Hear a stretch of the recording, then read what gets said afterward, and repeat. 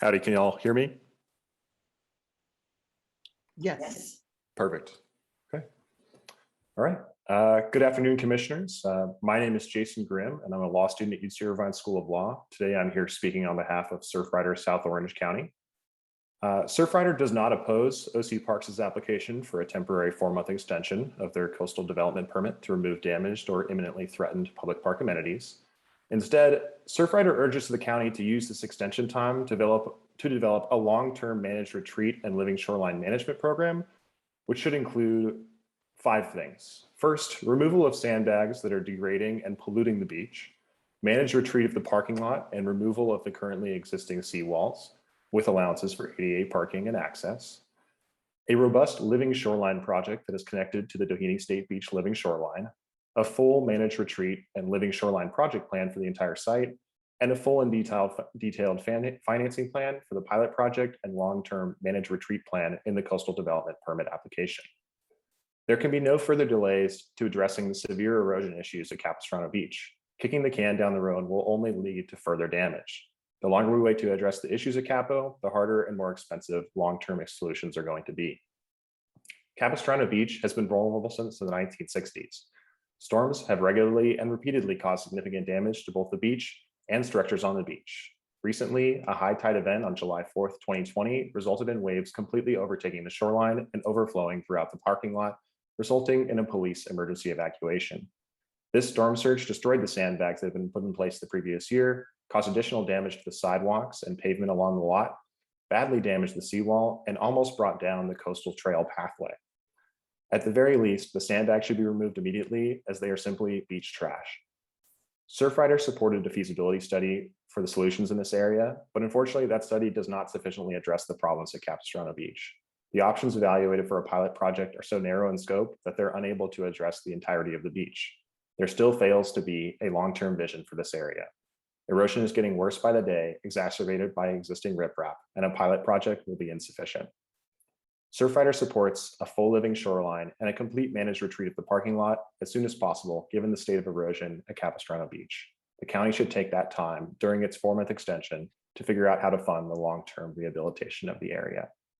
We urge the county to take this time extension to remedy the nature-based pilot study in a way that supports a comprehensive long-term plan for managed retreat. Vulnerabilities at Capistrano Beach are only getting worse, and the county must consider realistic options for preserving this beach. Thank you. The next speaker is Rick Erkinoff. Rick, is now your turn to speak. Yeah, hello, can you hear me? Yes, thank you. I submitted a video that I'd like to narrate on top of, so if we could put that up. Okay, great. So again, Rick Erkinoff, lifetime resident of South Orange County, and volunteer with the Surfrider Foundation, South Orange County chapter. This video I shot on that July 4th day, and as you can see, it's a sunny day, flooding that's happening. The county did some improvements here, but as you can see, the children with their boogie boards pretty much just have a splash zone for the parking lot for their enjoyment. Here you can see the sand cubes. This was shot this past Monday. So this is real time. This is what it looks like down there. It's a complete mess, obviously. The beach is trying to take over the parking lot, and this is the south part of that parking lot. Again, we urge the commission to implore OC Parks to do a long-term nature-based planning for managed retreat. Now, as you can see, that wooden bulkhead, that's the foundation. The wood still just comes out of the sand there. Also, there's car chassis buried there, as we've already documented for the record. And here's pieces of the cars just sticking out of the sand. I mean, without completely removing that substandard fill, anything that's done in the South Reach here is going to be a complete failure.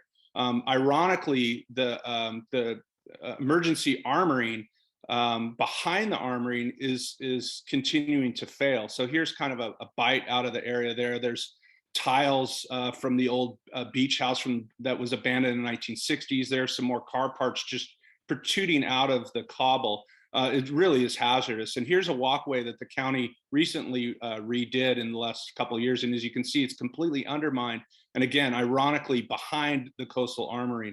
So again, Surfrider Foundation supports the Living Shoreline Plan, which will require the complete removal of the parking lot and all the substandard fill as soon as possible.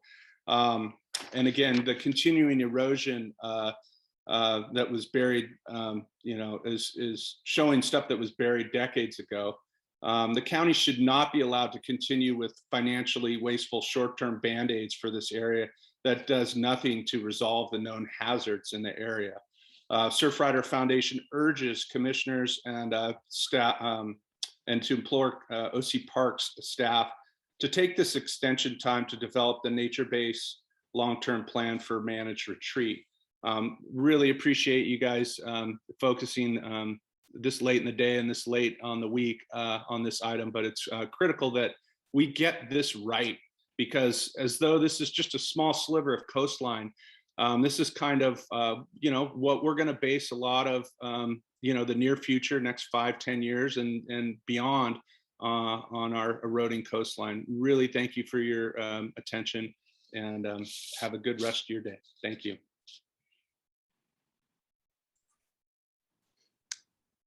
Deanna, is that it for public speakers? That's correct. There's no more speakers. Okay, thank you. I'm going to bring it back to